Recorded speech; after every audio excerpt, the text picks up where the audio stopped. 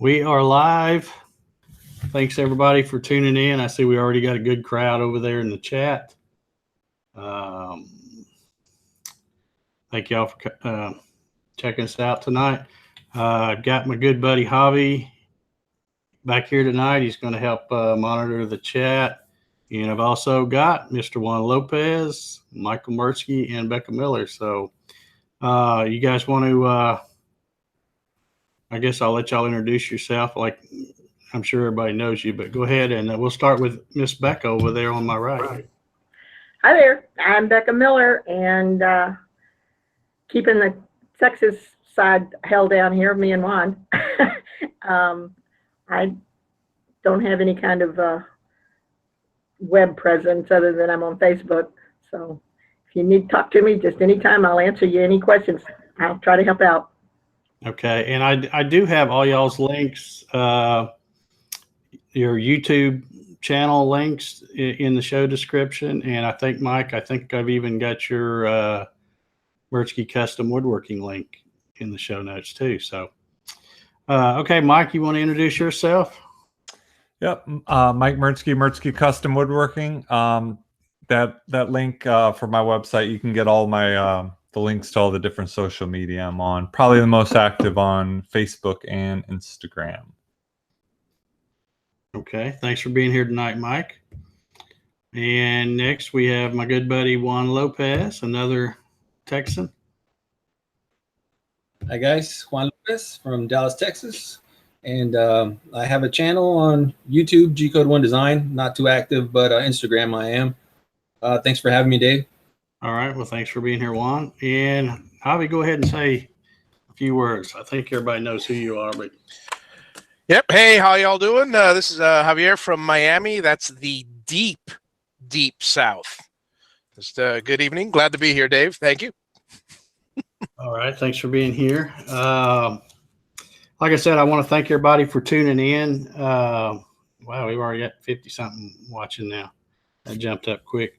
Tonight, we're going to be kind of going over some Mach 3 basics, I guess, like for the very beginner. You know, I posted a thing on Facebook. In fact, it's still pinned at the top in the Gatton CNC Facebook group, asking for recommendations or suggestions for, you know, topics people want us to talk about, and got a lot of good feedback there. So we're going to start pretty simple with the Mach 3. This will be mainly for people who are just getting their machines going, and this can apply to pretty much any machine, not just a Gatton or a Garage Works or whatever. But we'll go through the settings, how to basically start from scratch, do a machine profile and that kind of thing. Also, I've had some folks here recently ask me about doing the Patreon thing, and I've never been a Patreon guy. I just haven't done that. But if you do enjoy watching this live stream and would like to, you know, support it in any way, you can always use the super chat, which is available. And I've also created a I don't know what you call it. I think it's called a PayPal Me. It's kind of like a tip jar type thing. And I've got a link to that. You know, should you want to donate something there, that would be appreciated. Or you can always support me by buying yourself some Gatton CNC swag or Garage Works swag for that matter. And I have a link to that down below as well too. I also appreciate everybody that uses the affiliate links that I post too. Let's see. Anybody got anything before we get started jumping in this Mach 3 stuff? I'll take that as a no. I hear crickets. Also, if y'all saw the latest Facebook post I did, the giveaways are back. We're gonna do some giveaways. It's gonna be a whole new thing. It's gonna be a lot of fun, I think, the way I'm gonna do it this time. So we'll talk about that a little later in the show. Let's see. I see we got some. Let's just do a quick shout out here. We've got Mark Lindsay CNC, Steve Bush, Jason Owensby, Ron Cleveland's watching tonight. Hi, Ron. David Stewart, Sean Martyr, Charles Lawrence. Charles, your machine should be shipping out first of next week. I finally got those parts back from the powder coater. So Congrats. there's 2 or 3 of them that I got to get. The crates are all built. Everything's done. It's just I just did get the truck unloaded today. I have to unload it and count everything. Let's see who we got. Paul Lawrence. Yours is the same deal, Paul. Yours will be shipped out first of the week. Andrew Haig in the house. The wood bucket. I can never remember. Is it Gary Brady? I think the wood bucket. I can never remember. Carl Whitaker in the house. How you doing, Carl? David Mitchell. Thank you all for watching. Also, real quick before we get started talking about Mach 3, I know there's a lot of folks. Andrew Haig made me think of it and Ron Cleveland, because I know they're 3D printer guys. I've got a link in the description for a pretty cool little thing. I know there's a lot of folks, Jerry Brown and all, have been, Sean Martyr, I think, too, have been getting in on the 3D printer stuff. And there's a link to this little puzzle. And if you got kids or something, this would be pretty cool. I like it because it's made up of 3 pieces, and I did it in different colors just so it's easier to see. But they're all the pieces are identical. You just make 3 pieces shaped just like this, and they fit together just really slick. So anyway, it's a cool little puzzle. I got a link down there to the Thingiverse site if anybody wants to check that out. Sean or Jerry Brown, I think, is into 3D printing now too. So just thought I'd show that. So any questions over there in the chat before we get started? Oh, one more thing I was going to do too. This is kind of, I posted I really didn't post anything. I checked in the other day and I was at my doctor's office and I had all kinds of people asking me what's wrong or, what's going on and stuff. And I didn't, it's nothing really big deal. So I didn't even want to bother talking about it on Facebook, but I'll share it with you guys here if I can figure out how to share the screen.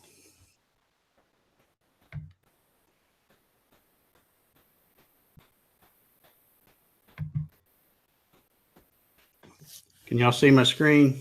We can indeed. Is it blank? It is blank indeed. Okay.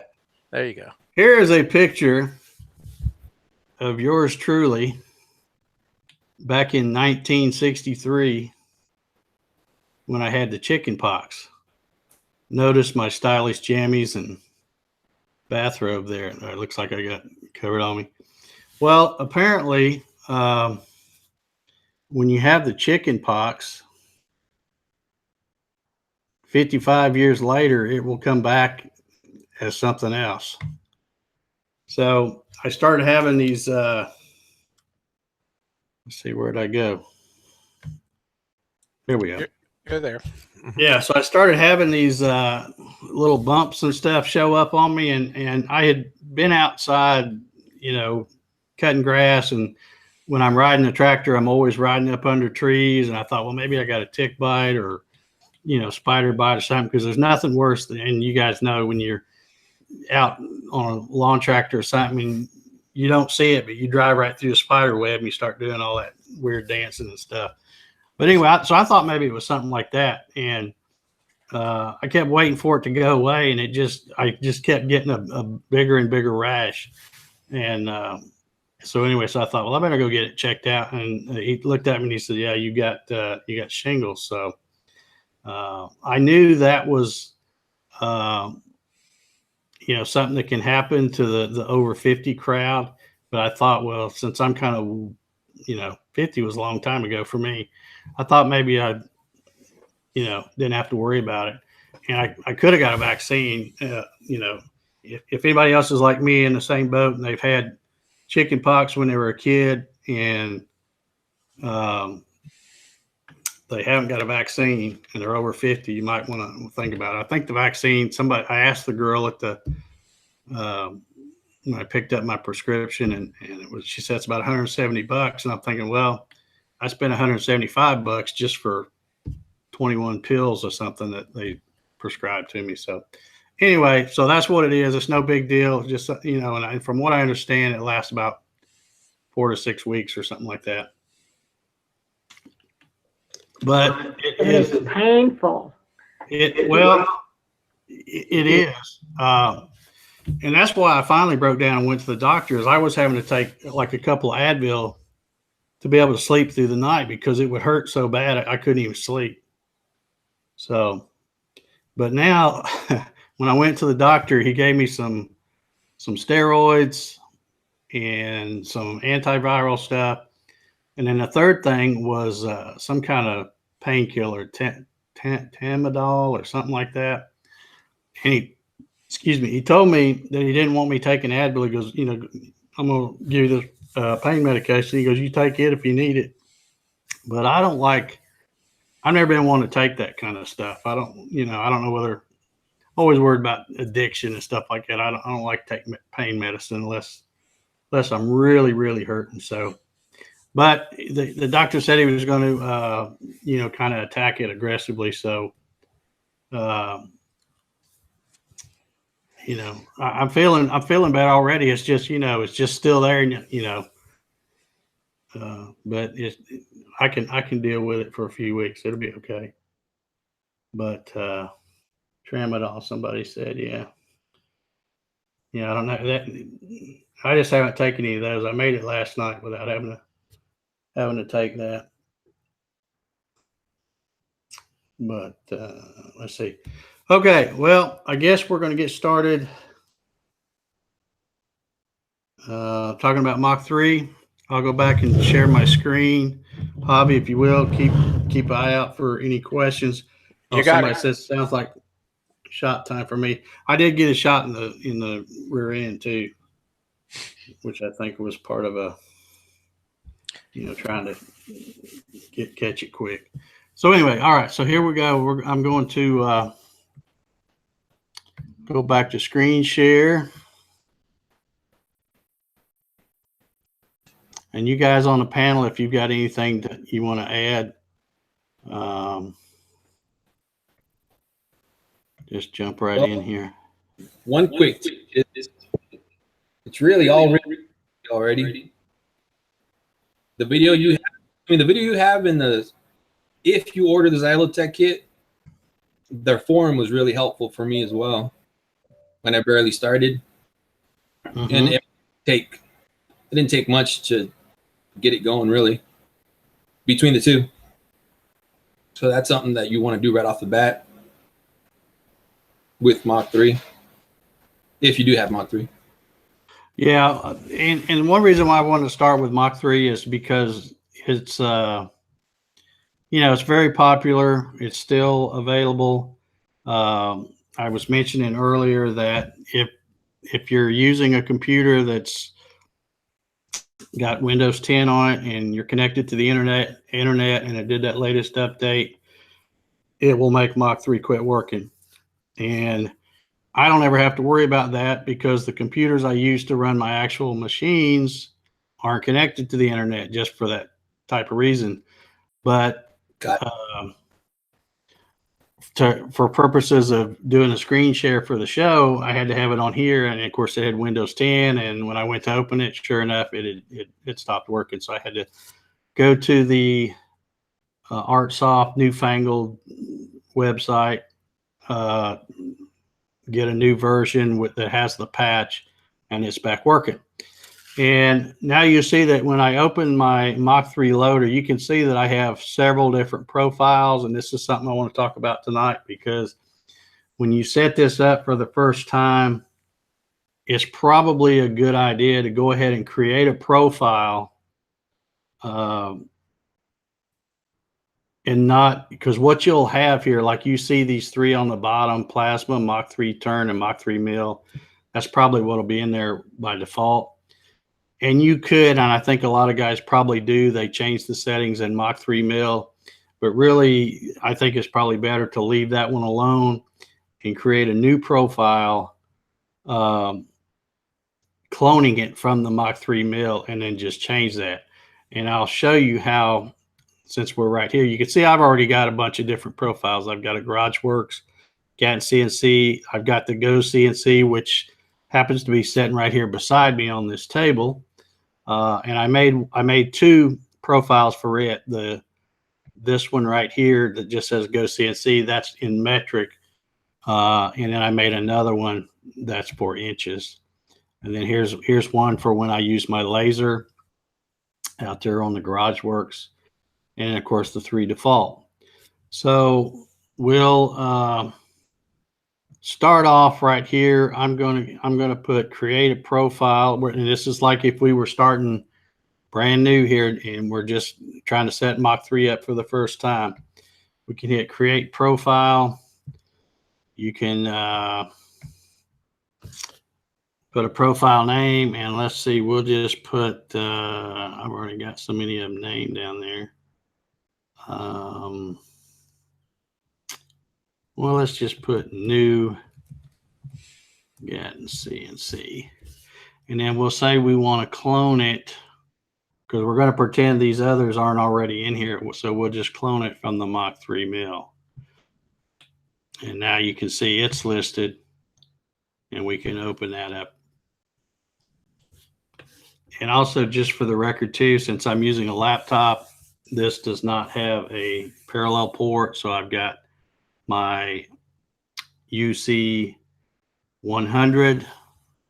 I have that connected, and I've actually got it connected to the Go CNC here. But we're just going to kind of go through some basic settings. And I don't know why this thing is taking so long. Because you're live. If you weren't live, it would be instant. Yeah. I mean, it's taking a really long time here.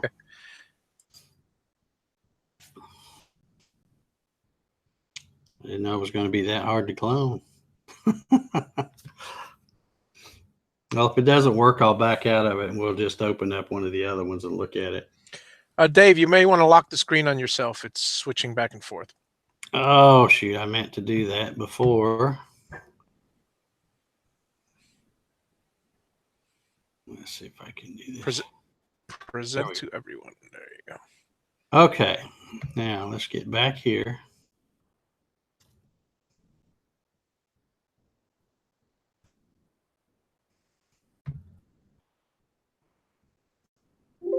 Oh, finally. Okay. Okay, so I don't know why that was taking so long, I guess because all that other stuff going on. Okay, but now you can see that the profile, you can always tell what profile you're running because it'll be down here. You can see my mouse, right? My arrow. Somebody. Yep, sorry, I was muted. Yes. Okay, yeah. So you can tell what profile you've got loaded in by looking right there. Okay, and you can tell right away when I start, I can't reset that emergency. So usually to get rid of that annoying thing, if I can get this to work here. Oh, great. Now this isn't going to work. I love live shows. Ah.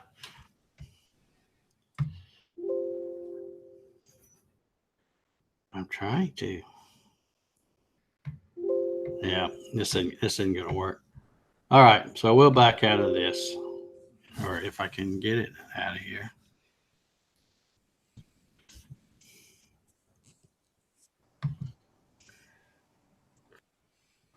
some message or something from Mach 3 that it's waiting for you?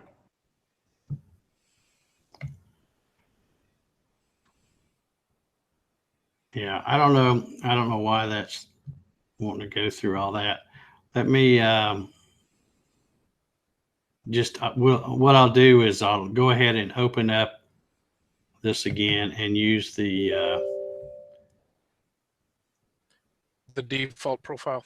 yeah, we'll use this one and we can just look at the settings so you can see. And also somewhere on this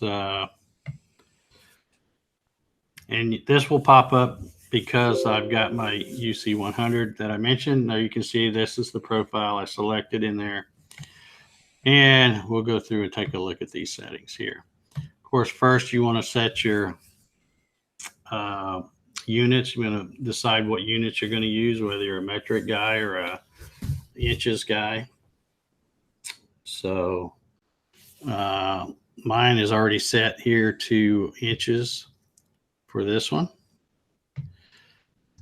Then we'll come and take a look at the ports and pins. Because I'm using the UC 100, it does the 100 kilohertz, so that will be checked there. We'll come over here to, and again, if you're not using the UC 100, and you're using a parallel port, if you have an old clunker PC that's still got a parallel port, you would have that port 1 enabled, and that's probably going to be the correct address. The only difference is your kernel speed will probably be 25,000 hertz instead of 100 kilohertz. So it's funny, Dave, on my Gatton, when I was playing around with the different speeds, I learned I could actually set it to 25,000 all the way up to 60,000 hertz. But the higher I set it, the more errors occur. And also with 600 hertz, even though just for a split second, I can get it to 600 inches per minute. With 450, with 45,000, it's about 45, plus or minus a few. Like 225,000 is 286 maximum, but you can go a little higher with the higher hertz, which fun fact. I've shown. See, actually, you can do that. It's called a driver test. Mm-hmm. And it helps to determine which one of these settings, like, and again, if you're using a parallel port, it helps to set, it shows you which one of these gets the best signal. Gotcha. And that's what you can use. That's probably a little deep to go into tonight. I've talked about it before. In fact, I showed how to do it on one of the live streams that I did from the garage.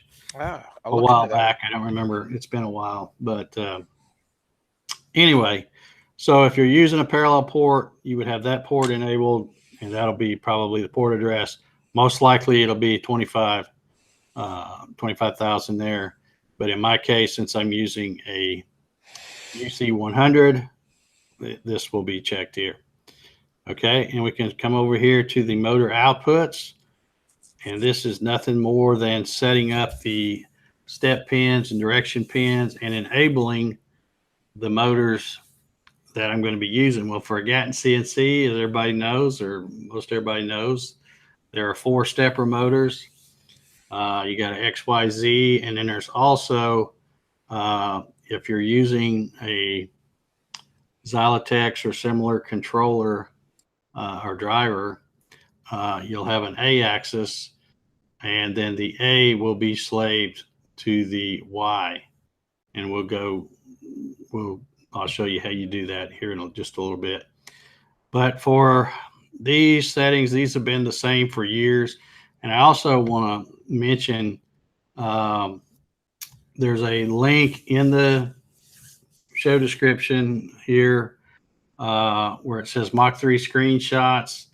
So that's taken right from my website. I have a button there that says Mach 3 screen settings, and it should look like exactly like what I'm showing you here.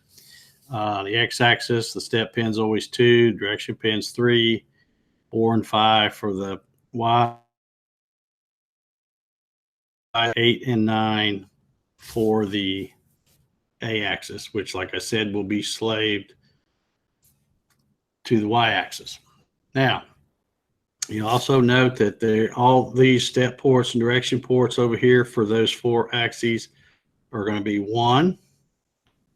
And also, I wanted to mention, because I've seen people before on Facebook talk about when they set this up and they go to jog something and something's moving the wrong direction, and they'll come over here and they'll change this and they'll go, oh yeah, that fixed it. It's going the opposite way now. That is not the right way to, I got that messed up. That's not the right way to change the direction if it's jogging the right direction. I'll show you that in just a little bit. That's on another screen. But your information that comes with your drivers, and again, I'm mainly talking about Xylotex here because this is what that says, direction low active, and it is not. So that there needs to be an X there. So like I said, don't use that to change the direction. Set that up according to your instructions. Okay, now, so that's basically just enabling the motors so that they'll have power and be ready to run. Let me make sure that went back. Yeah. I don't know how I get an X in there. Well, there we go. Okay. Okay, now we'll take a look at these input signals. And again, your settings might be different than mine. My Gatton CNC, I use 3 switches. They can be used for, mainly I use them to home, but they also can be a over travel limit too. But I don't have one on the left side of the X. I only have one on the positive side of the X. So I can have that enabled. And you can see I'm using pin 12 here. The port's always going to be 1. The home is also enabled, and it's also going to be pin 12. For the Y, I have the positive enabled so that I can't over travel. I can't move it back too far. And again, the home. For the Z, I have a over travel in the positive, which is going up, and then using it as a home also. So when I reference all home, excuse me, my Z will go up, then my Y axis will travel back, and then the X will travel back and set up home. And again, like I said, your pin numbers could be different. You know, I don't really want to talk about the switches because I don't want to get newbies confused, because you don't have to have any kind of switches at all to start off. And I always try to recommend for somebody that's brand new, unless you're a, you know, electronic type person, you know, if you're like me and mostly a mechanical person, don't even worry about putting these switches on at first. Just get your motor output set, get everything jogging the correct way, and you can always hit the reference all home and set your 0 anywhere, and just start learning a little bit, and then worry about adding the homing switches or limit switches later. Yeah, and then you can do like me, add them, and then eventually just stop using them. Yeah. I went for years, you know, like, I mean like 10 years running a machine that never had switches. It didn't even have drag chain. I just let the cables kind of flop around and stuff, and I did fine. You know, you don't have to have that stuff. So. I still don't have switches, but I did add drag chain this month. So Yeah. Okay, I want to come down here. Okay, this is something I'll go ahead and talk about this real quick too. If you got an e-stop, that'll be enabled. You can see here, this has got the pin at 0. So I don't even have an e-stop on my Gatton. I don't even use it. And then this probe is just my little homemade piece of aluminum angle that I use as a you know, to set the Z 0. And it's going to pin 15. So I've got that enabled. And that is a nice feature to have. That's but again, you don't have to do that to start with. Again, for years I used to use a piece of paper and turn the controller off and use a knob on the top of the Z. You can do that and, you know, get it reasonably close. But if you want to get even better, especially if you're doing multiple tool changes, having a little touch plate is really handy. So that might be something you can add. Okay, let's see. Over here, I don't think I've got anything. Yeah, I don't use anything over there. All this stuff I don't use. So we're going to keep all this pretty simple. Okay. And again, every once in a while, you probably want to come over here and hit config and save your settings. Mine are already saved, but I'll just show you that. That's how you do it. Okay, so let's see. Okay, we're done with that section. So now we'll come over here to, I'm going to skip over motor tuning for a minute and go to the slave axis. You know, I mentioned before that when you're running a 3-axis machine but using 4 steppers, you'll be slaving. You can see mine has the A axis slave to the Y axis because I use both motors to push the Y axis. So you got to make sure you get that set. And you'll get this with Mach 3. You'll always get this thing that says restart program for slaving changes to take effect. So again, you would want to save your settings, exit out, and then come back in. I'm not going to do that right now because mine are already there. Okay, we'll come down here and talk about motor tuning for a little bit. Well, I'll tell you what, let's skip over that too again and go to the system hotkeys. The system hotkeys are nothing more than you're telling it which key you want to use to jog the axis. For example, to set this up, X plus, you know, it's all the old Cartesian coordinates. So everything going to the right is going to be positive. Everything going to the left is going to be negative. So if you just, I guess, yeah, you got to hit this and it'll say press any key. Well, X positive, I would want to hit my right arrow key. And these aren't going to change because they're already set. But same thing, if I hit X negative, I would hit my left arrow key. That's going to be 37. Y positive, that would be my up arrow key, which is going to be 38. My Y negative, which is bringing it towards me if I'm standing at the front of the machine, that would be the down arrow. That's going to be number 40. And then Z is positive, would be page up, which is 33. And then Z negative is going to be page down, which is 34. So pretty easy to set those.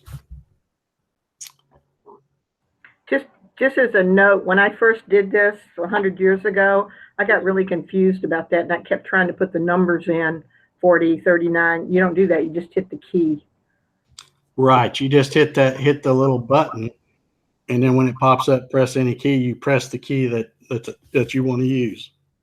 For example, just because, let me just do this since they didn't change a while ago.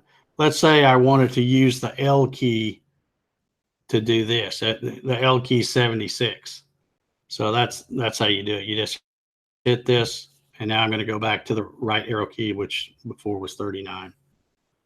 So real easy to set, but you should always have, you know, before you really get too far along monkeying around with the settings in Mach 3, the main thing is to get your motors enabled and then get your hotkeys set and then jog things and make sure that it's going the right direction. For example, if I turn pressing the right arrow key, you can see the Z is going in a positive direction. Or I mean the X, I'm sorry. You can see it's moving the right way. That the DRO is. But if the machine is moving to the left, you would want to come over here to these homing limits. And here you can see, this is where I was talking about. If you've got one that's jogging the wrong direction, this is where you change the direction, not changing that active high or low. So you can see here, in order to get mine to move the correct way, to jive with the DROs, I have to have my X, my Y, and my A reversed to get them to run the correct way. So any questions over there in the chat? Yes, we had a question, but I don't know if you want to hold off. It's an enclosure question about Xylotech enclosure. Okay. Yeah, one of the suggestions, like I said, in that Facebook thing, I got such a bunch of great suggestions over there. I appreciate everybody posting stuff on that. But somebody suggested doing a show where we talk about how to do the layout for a control box. And I have one of the newer Xylotech kits where he just kind of mounts it on a board. It doesn't have the box. And I'm going to get a box, or either I'll build a box and we'll do a show where we talk about, you know, kind of how, I mean, there's no set way. The main thing is you want your fans, you want to have either an opening where you can pull air in and have a big fan blowing out, and you want it to draw air across those drivers, because that's what's got to stay cool in there. If a driver overheats, you're going to lose steps, or it may just quit working altogether. And that's one of the downsides to the Xylotech. I personally haven't had any trouble, but I've seen some other folks have trouble where, you know, especially those guys that live out in Texas and it gets real hot. And the Xylotech box, the older one, was just so small and everything was crammed in there. It's just tough to keep that thing cool. I have a bigger that I have setting just behind that box, and every time I turn my switch on, that fan fires up too, and it's just to help blow extra air. And when I say bigger, it's way bigger than anything Xylotech puts in there. It's like about a 4 or 5 inch fan. So you just got to keep a lot of air on. And if nothing else, get you a little floor fan or a box fan or something and point it at the thing. But you got to keep those drivers cool, or that's where you're going to have problems.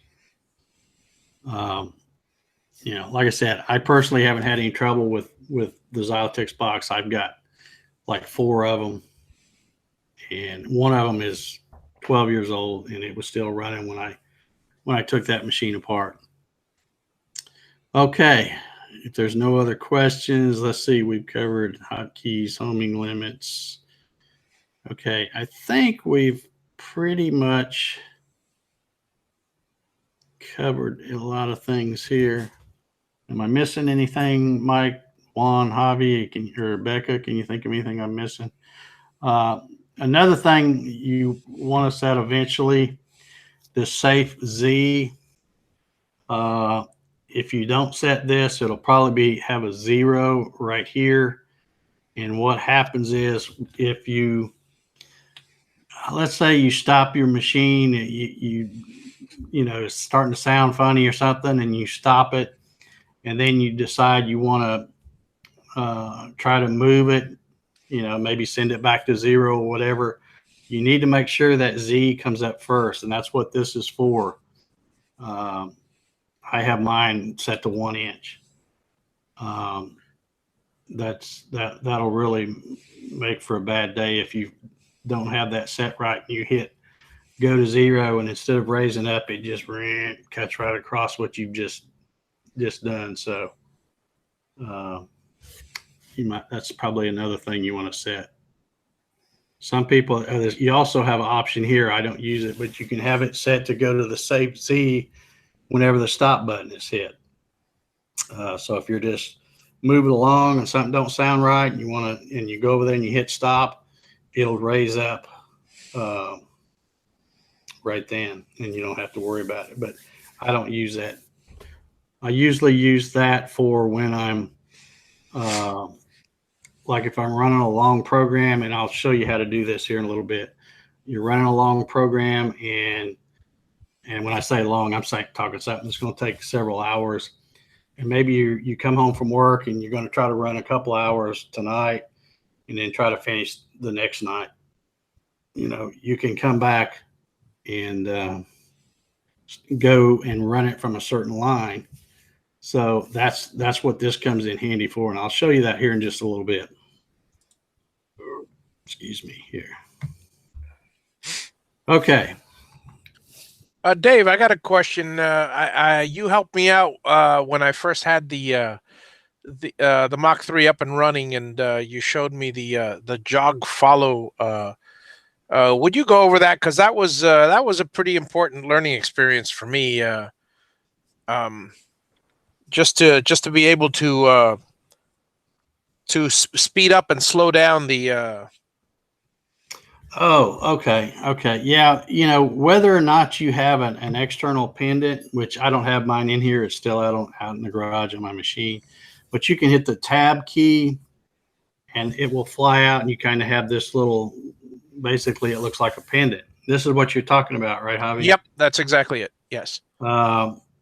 So you can set your jog rate. You can also, like, basically what I do, I don't use this anymore because I have that nice hand wheel pendant that I use. But basically there's a button on there that does the same thing. You notice this is set for continuous right now.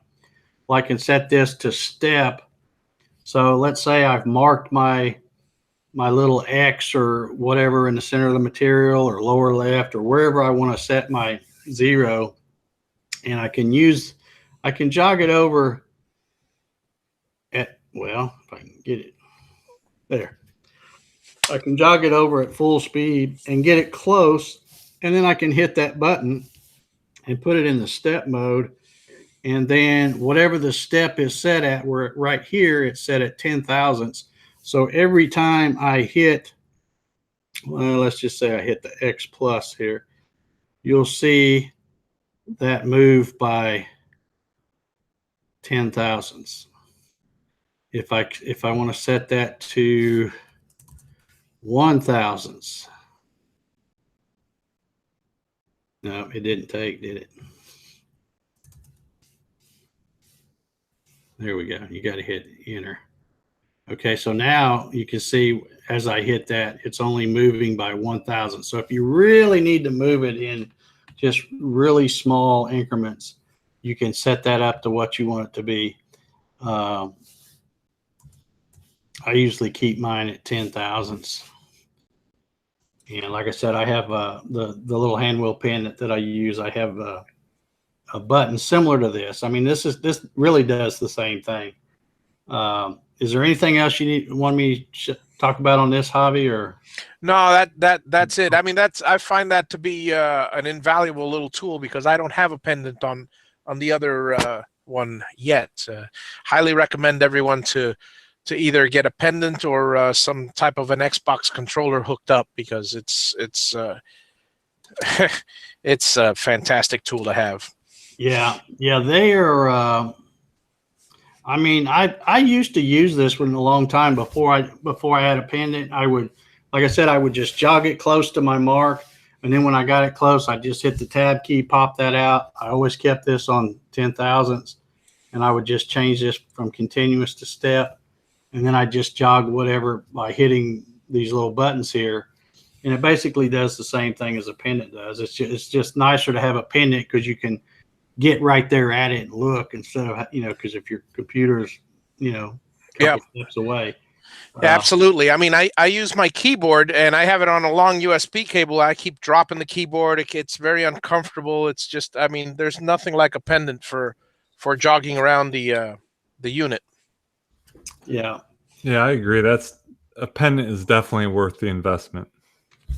Yeah, you know, like I said, there's a lot of bells and whistles you can put on a machine. The homing switches are nice. The limit switches are nice, but they're not essential at all. But to have a touch plate and a pendant of some kind, that really makes life a lot easier. Okay. Now, let me go back. How are we doing on time here? We got plenty of time.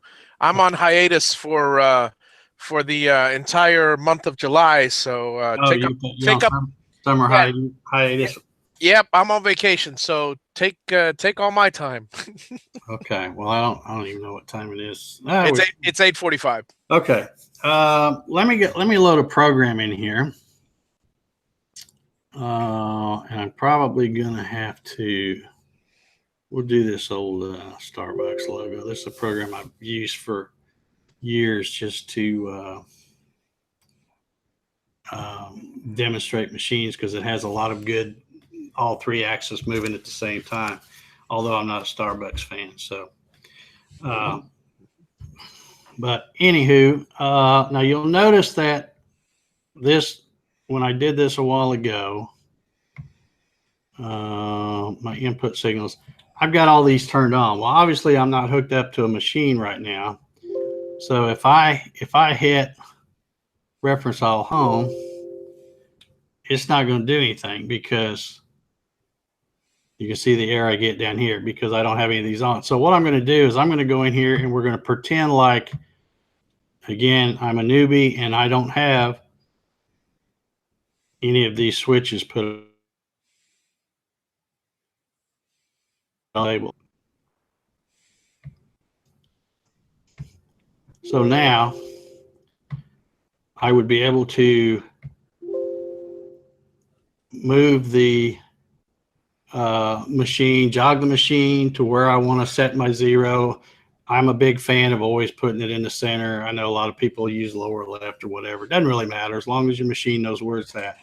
But if you don't have any kind of switches on there, when you hit reference all home, you'll notice those will all turn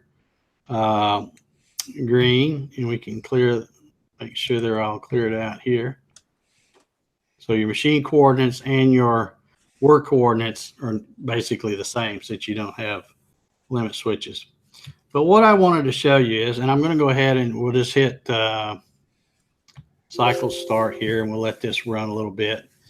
This program takes a little while anyhow, but I'm not going to let it run but just a minute, and I'll show you how we're going to, like, let's say this is something that's going to take a really long time, like 3 hours or something.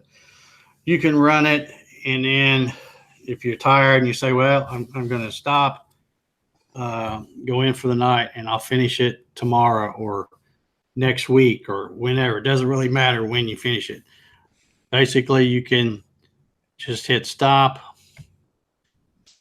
You want to note which line you're on. You'll see that I'm at N2530. So you probably, you know, if you're going to leave, you know, and come back in a couple of days, you probably want to write that down, because if you're like me, you won't remember it. So you can stop that. You can, you know, you can hit page up, get your Z-axis up out of the material, turn your router or spindle off. And the way I've always used to do it before I had homing switches, I would hit go to 0, which would send everything right back to my starting spot, right on top of the material where it was. And then at this point, I could shut everything off, computer, machine, controller, everything, and I could come back the next day. Okay, so now, in fact, we'll just do that. We'll act like we're going to close this out. And we'll come back to this Mach 3. And we'll open up that profile again.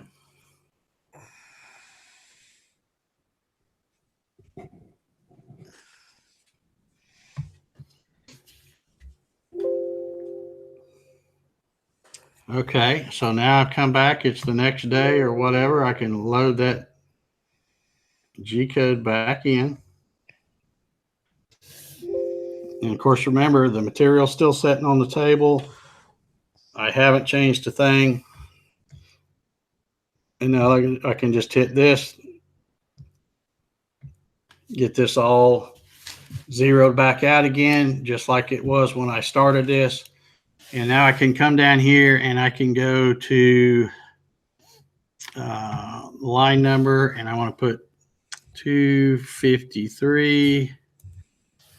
There's that N2530 where I stopped it at.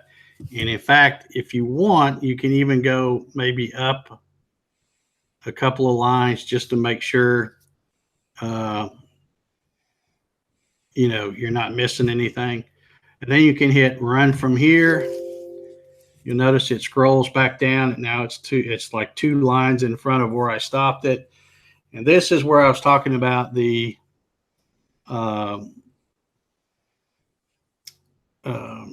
Save Z is important, because when you hit cycle start, first thing it's going to do is it's going to come up and say, you know, you're using a Save Z. And again, if you had this set at 0, that's going to drag right across the top of your material. So you can hit OK, and you can see it moved. The Z moved up to 1, and now it's going to that. Actually, those numbers here in the DRO are the one are right above where the line I want to start at. So now I can hit cycle start, and it will take right off and where it left off before.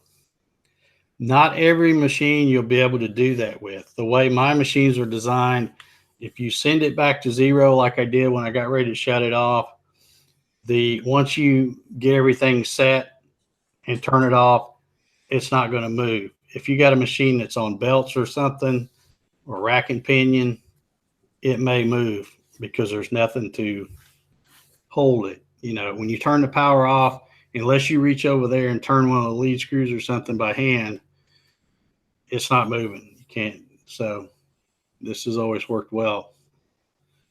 I've done this a million times where I've got a program and I don't have time to run it all at once. So I run it till I'm ready to quit, shut it off, come back the next day, start right over. Yeah, that's a good tip, especially if you're doing like larger 3D models that you have a very long machining time, especially once you've learned the hard way not to go to sleep while it's running and it ruins a couple $100 piece of wood. Yep. Not that you've ever done that though, right, Mike? Yeah, guy I know. Yeah. Another good reason to stop and start it is if you don't happen to be lucky enough to own a spindle and you're working with a router, or worse, a small laminating trim router. Those things can't take that many hours, and if you're running a 30-hour job, it's best to let it cool for quite a while. So pause it for after 5 or 6 hours and then let it cool down, because I mean, I've seen some of them run for quite a long time, but it just taxes the machine and burns it out. Yeah, and not only that too, Javi, if you're using a shop vac for dust collection, they're not really made to run just hours and hours and hours at a time either. That's true. And also, Troy just mentioned that when the power goes out, that actually happened to me yesterday, and I had no idea what number it was on. Everything was black and the screen was black. So, but you can turn it on and just slide your slider down and watch the graphic over to the right until you're about where you were, and back up a little bit and start that way. You can find your number, your line number that way.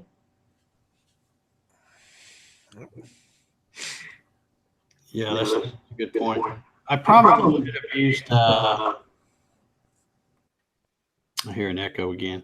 I'm gonna go ahead and stop this. I'm gonna show something else too, if I can find it. It's not going to be in that directory. Let's see if I can find the right one here. I don't know if this is it or not. Okay. it's going to be kind of hard to see. Let me move over here. Nope, that's not the right one either. I was trying to find the, and I probably don't have it on this laptop. Maybe I do.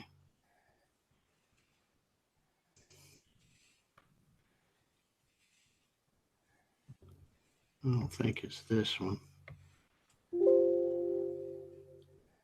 No, that's not the right one either. Anyway, what I was going to show is the blank that I use when I cut the, oh, you know what? Yeah, that is the right one too. I just haven't set 0. It's off. Okay, now let me come over here to this bigger screen. This is the program I use when I'm running the Gatton CNC kits. And if you notice the exact center of the material, right where my arrow is, there, it's not hitting a part. It's just hitting a part of the skeleton. So what I used to do, and I still have it in there, I never have taken it out. But what I used to do before I put my homing switches on there is, and let's see if it still does it. I think it's in this program. If you'll watch my DRO readout when I hit this. No, it wasn't in there. I thought it was. But I added a few lines. So when I hit cycle start, the first thing it does is it comes down about 200 thousandths and just puts me a little registration mark. So should the power go out or anything while I'm running, and again, I've got homing switches now, so it's not that big a deal. But I can always go back and line that bit up with that little bit of a hole, and I won't ever lose my place. So if you are, new at this and you don't have any kind of homing switches or limit switches, stuff like that, you can do this. You can do it anywhere. I mean, you can put a mark way out here. The only thing is, like, if say you're coming off the lower left-hand corner here, let me get a little bigger screen. If you're using the lower left-hand corner as your 0, 0, but you got a skeleton, you can come out here, a couple inches, or down here. Say you're over this way too and down this way too, and you can put your little hole there. It doesn't matter as long as you know where the relationship from the registration mark is to where you're starting. So if you're at X -2, Y -2, you would, and the power goes out, you just line it back up with that hole, and then you can do a MDI command to get it back to this 0, 0 and reset your 0 on your machine or on your, over here, and take off and go. So just little tricks like that. It doesn't matter where you put that mark as long as you know how far it is from the 0, 0. Yeah. Any other questions over there? Doing the offsets like that really comes in handy for 3D carving, where you're going to have multiple tool paths. Yep. I think I'm going to stop sharing here. I don't think I need to have this on. I guess I don't see any other questions over there. No, not regarding Mach 3. I still have that old one as far as the enclosure is concerned. When you're ready. Oh, okay. Okay. Well, let me stop sharing here. Sure. There you go. My back. Yep. There we are. Okay. Yeah, Nathan Haney was asking, he's building an enclosure for a computer and a Xylotech box, and he's asking if anybody had any suggestions on filtering air for the enclosure. He's experimenting with a few ideas. I know Mike has done that incredible build that he did with that enclosure. But I haven't done anything for filtering. I've heard of people using everything from dryer sheets to like the thin Scotch-Brite pads to a bunch of different stuff. And I thought about doing that, and I just didn't.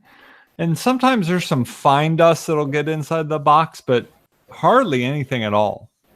Yeah, and I have the same thing on mine. There's I'll vacuum mine out with a carefully with a dust brush on my enclosure, but I've got an in and an out fan, and each one has one of those very real thin, spongy. I mean, it's you could barely call it a filter. It'll keep out big sawdust, but it'll be caked with fine dust. I mean, I keep my controller out of the unit, so out of the sawdust. So it's not much of an issue for me. I mean, that's my best advice is keep the box away from any source of dust, whether you put it underneath in the middle of your table or further away. But dust is, unless you're in a really humid environment where dust is going to cause some sort of and not even then a short circuit combined with moisture, and it's not going to get that humid. So dust it out every now and then. It's not that crucial. Yeah. Well, it is for the heat sinks, but but here's the thing: if you filter it, you're probably cutting down the flow so much that's probably worse than a little bit of dust on the heat sink for dissipation of heat. Yeah. Well, yeah, you just got to compensate for the air movement. You know, you have to either have bigger fans or have more powerful fans. Well, one thing I wanted to point out, and I see this in a lot of, when people get their machine ready to go and they post pictures on Facebook, one thing I notice a lot is people will have like a little shelf right underneath the front of the machine. And I know why they're doing it. It's so they can reach the switch on the Xylotex box real easy. Yeah. But the bad thing is when you have it towards the front of the machine, that's where a lot of the dust comes off the front. Very, very little comes off towards the back. So what I did I'm talking about a Xylotex box that still works great and it's 12 years old. I had it right in, I built a little shelf, but it was right in the center of my table. So before I got this other setup, I had to reach my arm way up in there, but there's very little dust can get, because it all falls all around it. It doesn't get to that box as bad. But then another good thing to do is, because I know some folks have had some trouble with that switch going bad on that box, is just leave that switch on and plug it into some other kind of a power strip or something. I've actually got, my buddy Jim rigged me up some switches and a bunch of outlets and stuff. So I have everything plugged up, and I just have a switch on the front of my machine that I flip, and it'll turn the dry box on. My dry box on my Gatton out there is at the very back of the machine. So if you put it right, I know it's convenient to put it right there in front, but I can tell you that's, as far as dust, that's one of the worst spots to put it. You need to have it at least in the center, from the center of your table to the back, and you'll get a lot less dust in it. I saw a question earlier. Let's see, this thing's really scrolling. Somebody wanted me to talk more about MDI. I'll go back in there and do that. And then I saw somebody else ask about if UC CNC was easier than Mach 3. I'm going to talk. I didn't have UCNC. I thought I had it on this laptop, and it's on the other laptop, but we're running out of time anyway. So we'll talk about UC CNC next week. Another good one, Dave. I don't know if you could hit the subject really quick, but somebody asked, where can they find the files to save their profiles? Oh, I'm glad you did it, because I meant to. All of these XML files. Let me show you what you want to back up here. If you come here to your Mach 3 folder, and I'm going to click on type here. You want to screen share that? Oh, my bad. I'm sitting here doing this and y'all can't even. Okay.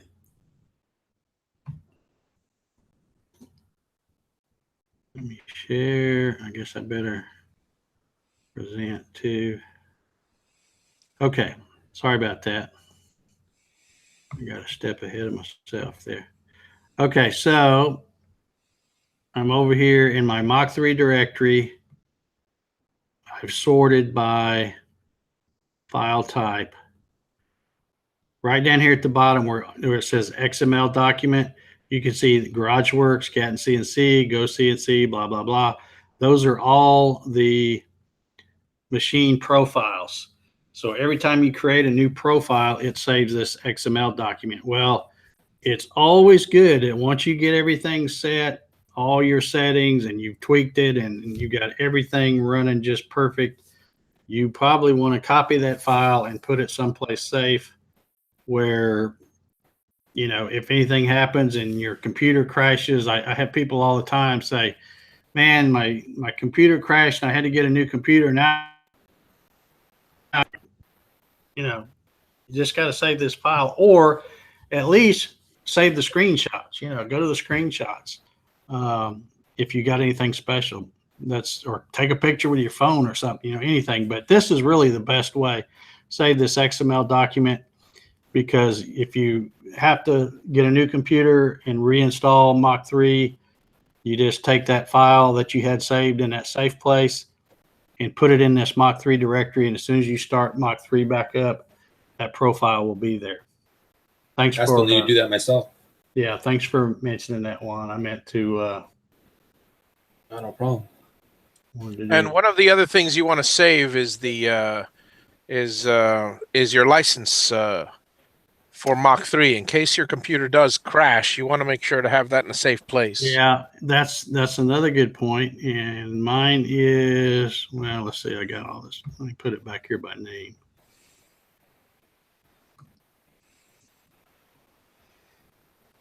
I can find it. There it is. MachLice.dat. Mach 1 Lice. Yeah, Mach 1 Lice.dat. So, you know, I have that saved several places. Yeah. Because if you lose that, you're really screwed. And you can see I've had mine since June of 2008. In fact, that's why when you look at my thing, this still says license to Sidewinder CNC, because that's what my brand was back in the day in 2008. So, okay, now let me talk about MDI a little bit. I forget who that was. I think it was Tom Grimm, I think, wanted me to talk about that. MDI. Yeah, it was Tom Grin. Just allows you to, let's see if I can. Okay, we'll set this back to 0.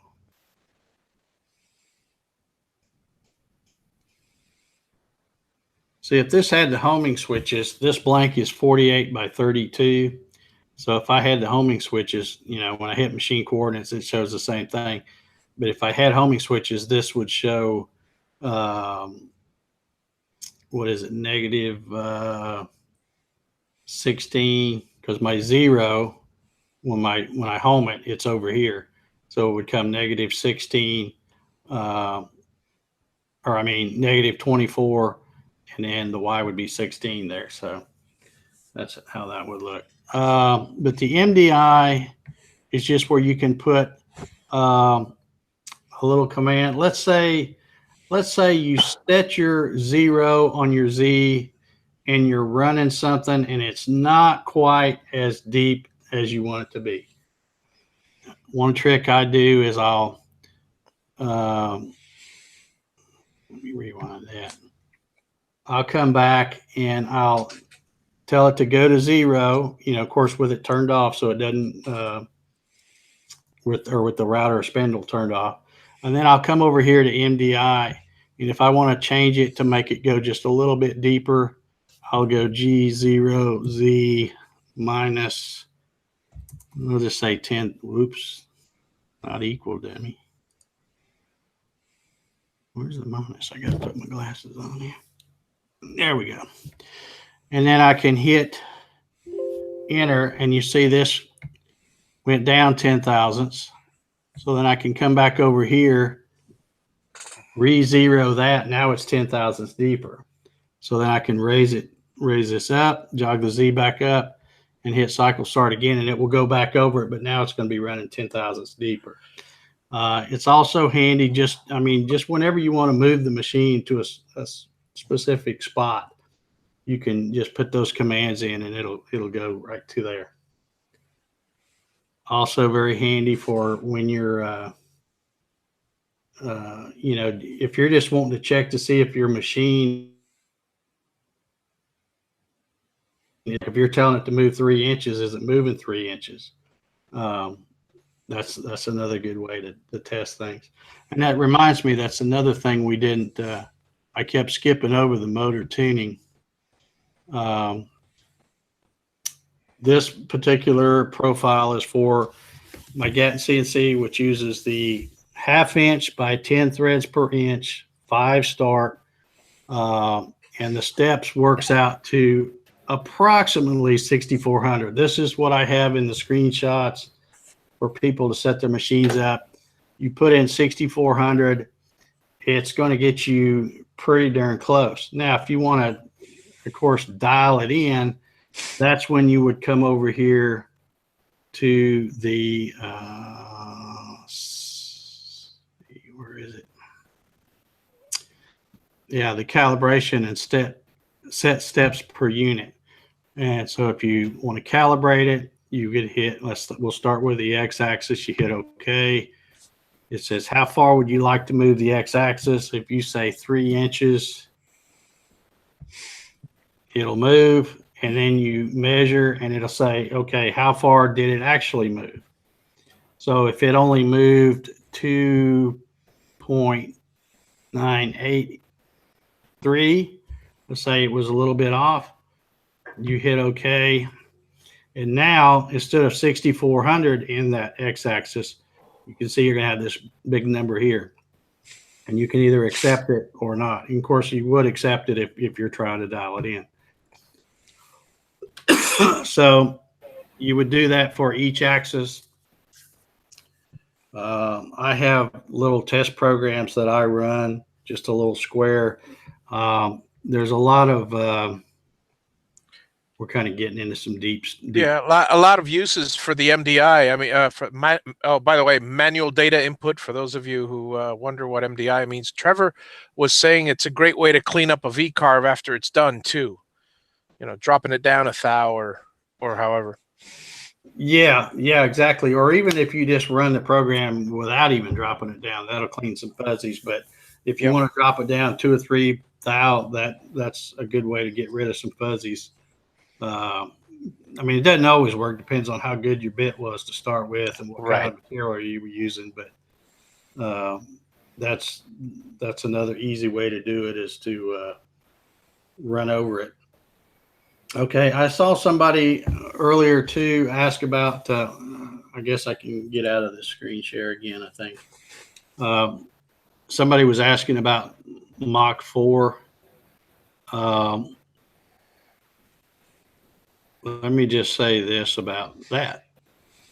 I don't have Mach 4, so I know when it first came out there was some bugs and stuff in it, but I think they've long since been taken care of. Bill Griggs has told me they have, and he's not having any issues with it.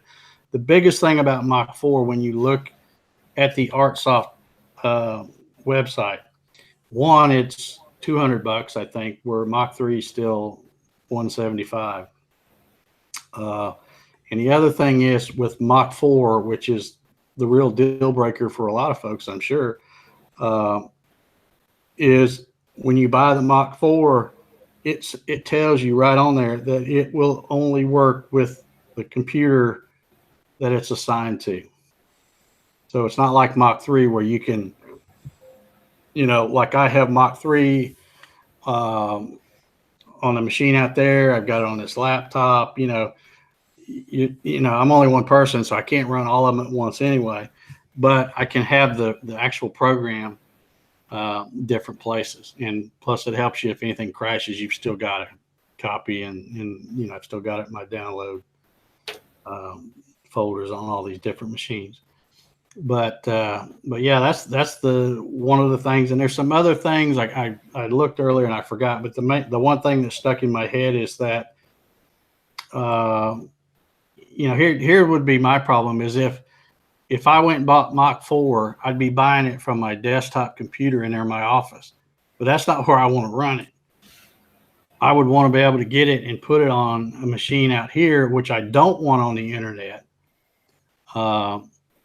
So I don't know how that would work. I'm sure you could probably get around it some way. But anyway, it's supposed to only work with the machine that it's assigned to. One other thing, Dave, is I don't know what the limit is between Mach 4.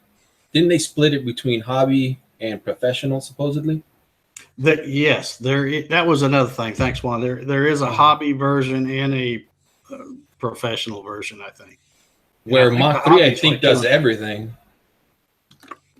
Well, I'll tell you what. Let's since we're talking about it here, let's try to get. Let me present again. I don't know. I take offense to that. I find that I'm a professional, and I don't think it should be a difference between hobby and professional. There you go. But that's yeah. Okay. Let's see. Let me screen share again. Once again, and we'll see if I can go to. Let's see. How can I do this without hanging up on everybody? Let's see. Google Home.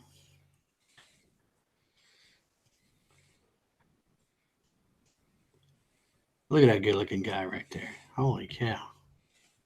All right, let's go to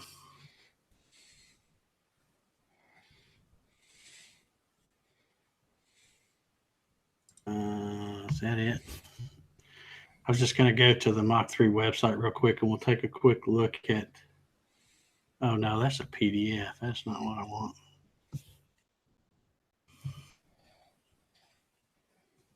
Also, while I'm thinking about that, I would recommend anybody that's going to do Mach 3, I would download the manual. The manual's like a gazillion pages long, and you probably won't read all of it, and you definitely probably wouldn't want to print it out, but it's handy to have on your computer as a PDF file and where you can pull it up and go to certain pages. Let's go take a look at Mach 4. Y'all can see my screen, right? Yes. Okay. Let's all right, let's see. So Mach 4 is completely new software, blah, blah, blah. I'm trying to remember where I saw that now. Licensing.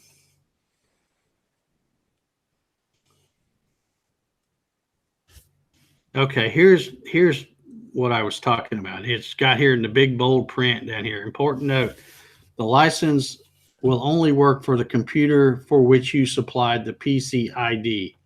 Each PC has a unique ID code and the license works in coordination with this code. So you buy the Mach 4, it's only going to work on one computer. And again, let's see. Yeah, and if the computer locks up and you have to replace it, they may give you another license, but you got to go through, hell and high water to, and customer service phone calls, I would imagine. Yeah, it's kind of like, it's like I tell people, I've been using Mach 3 for years. It does everything I want it to do. So why would I want to buy a Mach 4? It's when I first looked at it, I was amazed to what it would do. I mean, I haven't added homing switches or any type of switches to my machine, but all the features that it could have when adding those switches is just like a regular CNC machine or any professional or industrial CNC machine has that I've ran before or that I've run. Yeah, now here's a little PDF file where it compares Mach 3 to the Mach 4 Hobby and the Mach 4 Industrial. And you can tell at a glance that the Mach 4 Industrial does a whole lot of stuff that probably the hobbyist isn't gonna need. Even Mach 4 hobby does a lot more things. But like I said, I've been using Mach 3 for years, and until it totally craps out and I can't get it loaded on a computer somewhere, I'm going to keep using it because it's I just don't see the need to spend the thing. And I don't know, a lot of people, I think when they are brand new and they're starting out, they think they go to the website and they go, oh, well, there's a Mach 4 out now, I better get it. There's a whole lot more. Excuse me, even though Mach 4 has been out a while now, there's still a whole lot more support for Mach 3 as far as forums and more people using it. So it'd be easier to get your question answers, I'm pretty sure, with Mach 3 than it would Mach 4. Yep. Because just like myself, somebody asked me a question about Mach 4, I'm like, I don't know, I don't have it. So, okay. Anything else? I got the chat open here, but I'm not really. I'm looking at it. They're talking about Mach 3 only working with parallel port on 786 or below, Vista with a patch. I have my Mach 3 is working on I think it's a 7. No, I think I have Windows 10. Yeah, I haven't showed this. I haven't brought it over in the shop, but here is my, you can see it, it's even lit up. This is my, I can get that to focus. That's my UC100. This parallel cable here is going, like I said, I've got it hooked up to this Go CNC, just so it would work hooked up to something. So I've got this other end of this cable just goes to a USB port on this laptop that I'm using. The UC100 is, I put links for all of the UC100, 300, and 400 Ethernet in the description if anybody wants to check them out. The UC100 is about $109, I think it was the last one I put on there. I don't know what the others are. They're a little. Well, I think the UC400 was 142 or something like that. But these are, I got to tell you, these things are the next best thing since sliced bread, as far as I'm concerned. I've been telling people for a while, most of them probably don't listen to me, but even if you've got an old clunker machine with a parallel port, get you one of these anyway and quit using the parallel port on that machine, put it in a USB. It'll run a whole lot smoother, I guarantee you. So, and eventually that one of the parallel ports going to quit anyway, and you'll have to switch. So go ahead and get the UC100 now and get it hooked up, and you'll think, man, I should have done that sooner. Yep. Good, Dave, but I got to run. Okay, Mike. Appreciate you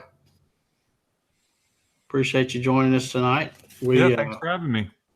We're probably running along here, aren't we? Yeah, gosh, we're running along. And I still got to get, we still got to show off Becca's chair.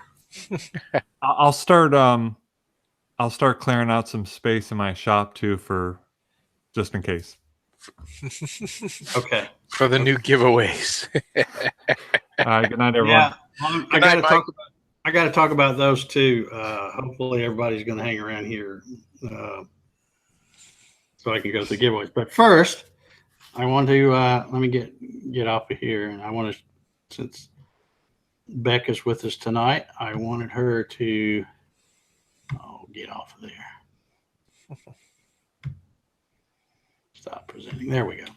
All right, I'm going to go back. Well, shoot, I don't know. I guess I do have to present because I got to go show Becca's. And screen share. And screen share. You think how many times did I screen shared? About 16 times tonight. Let me go find those pictures that Becca sent me. And Becca, you can, we're going to start off here, and you can kind of give everybody the lowdown on what's going on with these pictures. Okay. Well, I just started, took some pictures as I was building it. These are the legs. You can go on. You can just kind of scroll through them. Okay. Right here. Okay, I got it. This is a footrest. I did this on the CNC because it, you know, had a shape to it. Most of it's just straight cuts, but there are a few things I did on the CNC. Okay. Well, that was another when I was putting the legs together. You can see the shape of the thing. I also did the side pieces on the CNC, and we haven't gotten to it yet, but the armrest also. The rest of it are all just straight cuts. So Okay. you can see these armrests have got these curves to them. It was a lot easier just to throw a piece of wood up there and let them cut it out than then all his rigmarole that he had, you know, showing to do to get the right angles and everything. I love my CNC. Now, if anybody would like to make these, Becca had also sent me the link to the plans and the link to the video. It's what, Woodworker's Journal? Mm-hmm. And so those links are in the description if you want to go check those out. But these are just awesome looking chairs. I have Adirondack chairs sitting around my fire pit, but they're the kind that are real low and lean back, and they're hard for an old fart like me to get out of. So I really liked these as soon as I saw them. I added a beverage holder. It'll hold a cup with a handle or, you know, your favorite beverage. Yeah, yeah. The original plans, this is sitting out by my friend's pool. It's not my pool, don't I wish. The original plans had a table that connected the two chairs, and the table was in between here and down here. But to me, that was very awkward, because if you wanted to move them, you had both chairs connected and it would be really hard to move. So I just made them separate. So I think they turned out pretty good. Thanks for sharing it. Yeah. Well, thank you for sending these to me, Becca. And like I said, I really like those chairs. And one thing I did too is when I was making mine, I mentioned the short, stubby kind that's hard to get in and out of. And it's hard enough to get out of the chair, but at least you can reach your arms up and grab both arms of the chair and pull yourself up. Well, I also made one that's kind of like a love seat type thing, a two-seater type thing. And when you only got one arm to grab, that one's really hard to get out of. So, yeah. I definitely want to set or 3 or 4 of these around my fire pit, I think. So thank you for sharing that. Enjoy. Let me get back over here. Here we go. Yep. Okay. Yeah, we're running along 9:30. Let me check my notes here.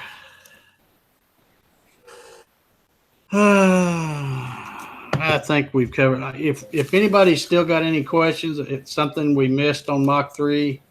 I think we hit the highlights. We probably got into some stuff that's maybe a little deep for the brand new guys, but we can kind of catch up on those if you got any other questions on that, and I'll make sure I have UC CNC loaded on this laptop instead of this laptop, and we can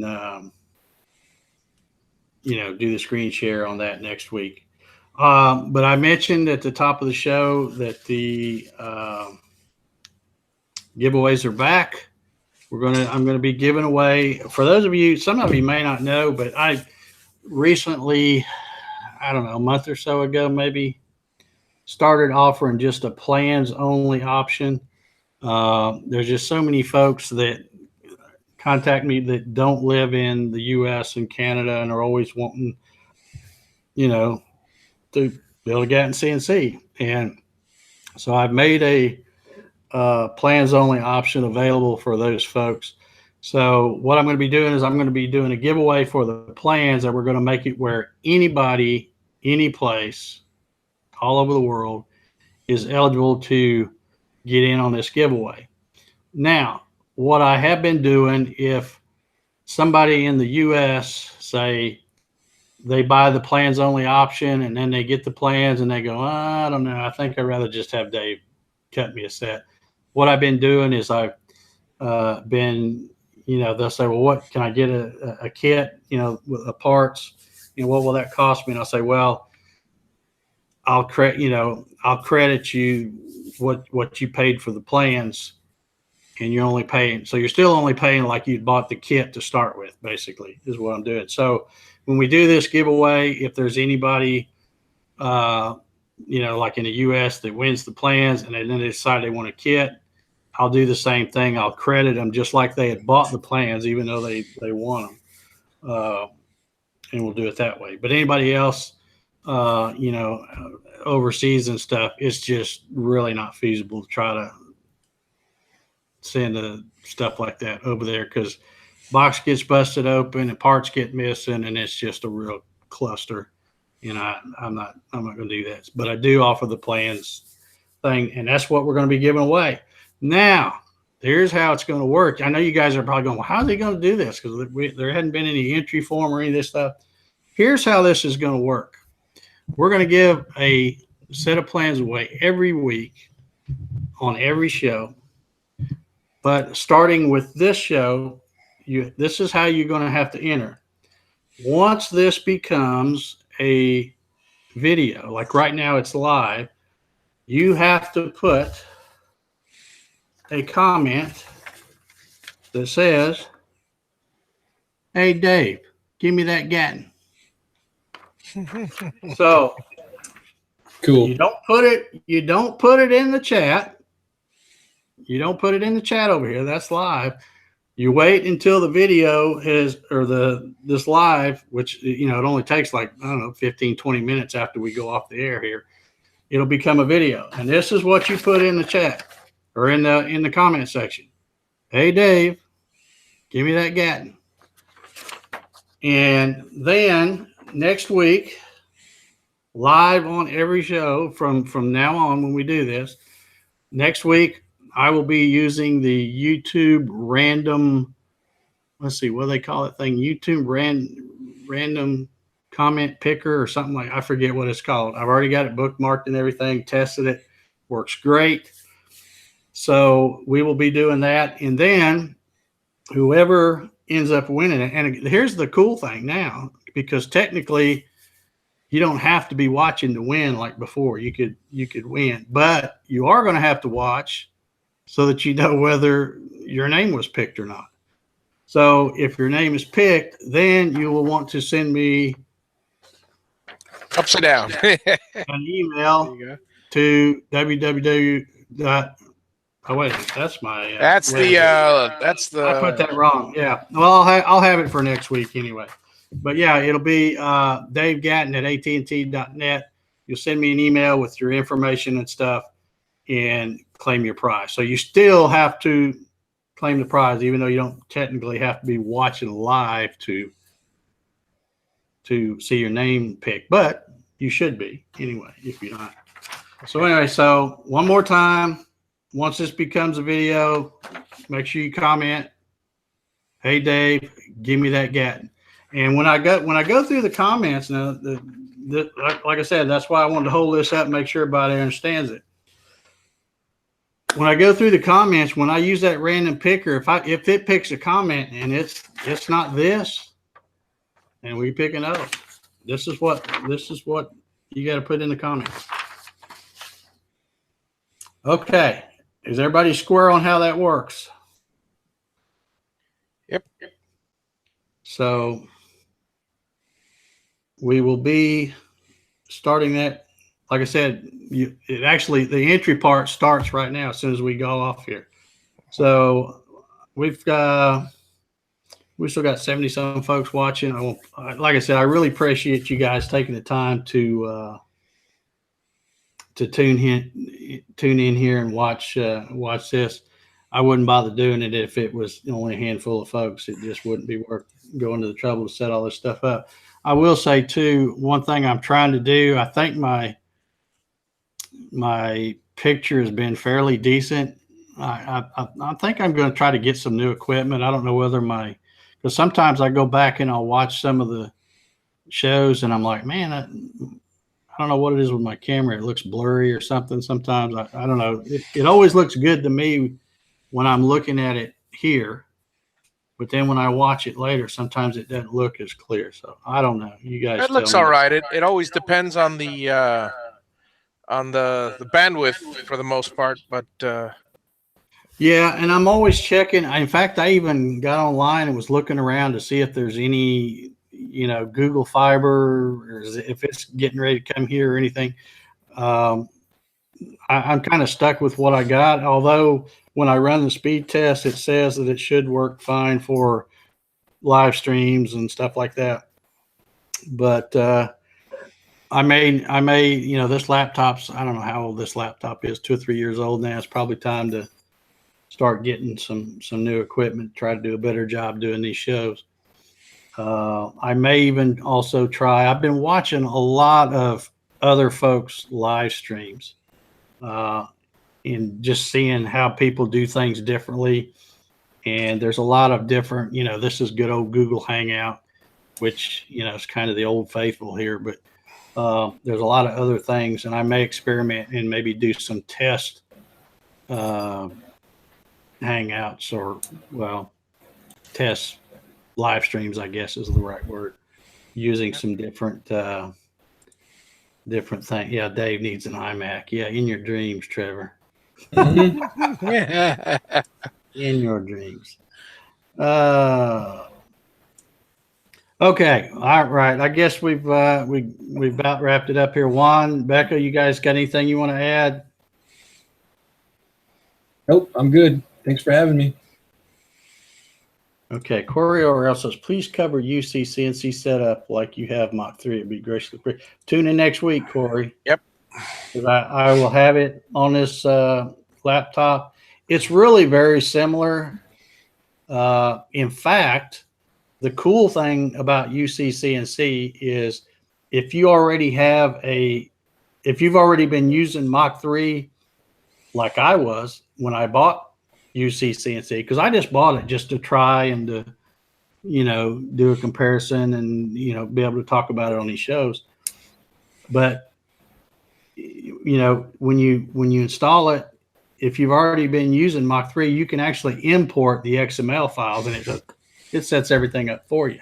But we'll go through and show how to set it up from scratch, just like I did tonight with Mach 3. So yeah, make sure you come back next week.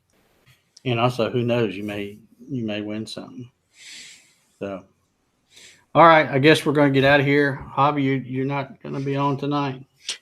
No, I won't be on later tonight. I'm taking a break. I'm going on vacation, and next week, if depending on the internet, I may be moderating your chat from a remote location somewhere in Central Florida. So, oh, wonderful, wonderful. Okay, all right. Well, we're gonna get out of here one more time. Don't forget, comment in the comment section. Hey, Dave, give me that Gatton in order to be eligible to win the set of Gatton plans. That's hey, Dave, give me that Gatton. That's right.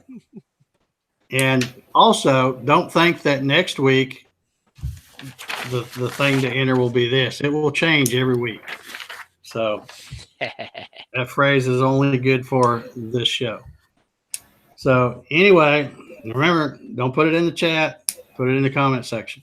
All right, we're going to get out of here. Thanks, Javi, as always, for moderating. Becca, thank you so much for the awesome pictures. And if you want to build me a set of those chairs, I would just love that. They'd be a pain in the butt to ship, though, wouldn't they? I'd have to come get them, I guess. All right. And Juan, thank you again, buddy. Thanks for coming on here. Always good to see you again.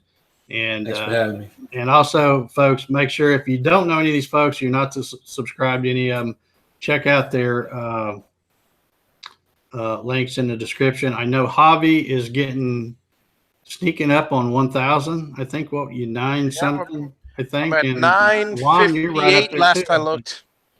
958. I think I haven't checked. Or so. Yeah, but yeah, you guys are knocking right on that new threshold thing they put on. So go check them out, subscribe, and I guess that's going to do it for this one. We'll see you all next week. Good night, everybody. Good night. At all.